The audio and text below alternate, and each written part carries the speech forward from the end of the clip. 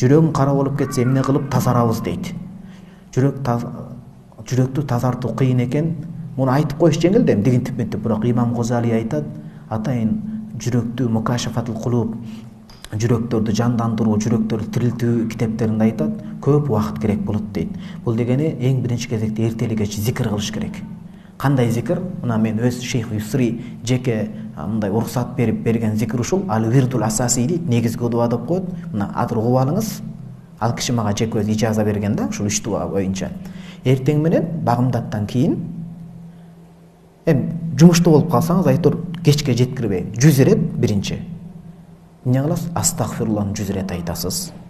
Истигфарды айтканда жүрөк тазаланат. Экинчи 100 рет салават айтасыз, нурга толот.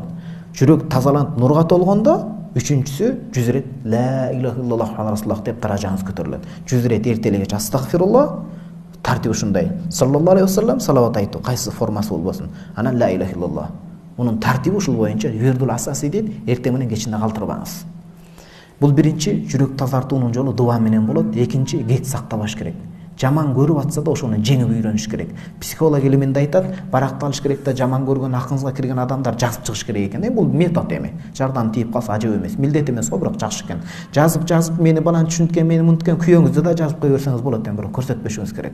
Колуна тийип калып анан чырчатак чыгып кетпесин. Жазып дароо ошол нерсени нөрттөп коюш керек, тыртып коюш керек. Эмнеге? Анткени жүрөк менен, тил менен кечирдим деген менен көргөн сайын эстей берет экен. Баракка жазуу менен Кур'ан-ы Каримде аллама бил калам дейт го, калемди үйрөттү деп. Жазганда кадимгидей чыгып кетет экен дагы, бошойт экен жүрөк. Жүрөктү бошкармаш керек, зикир кылыш керек, анан тажудда жалбарып сурай бериңиз. Кудайым, мен жүрөгүм тазарчы деп билгенге амал кыла бериңиз.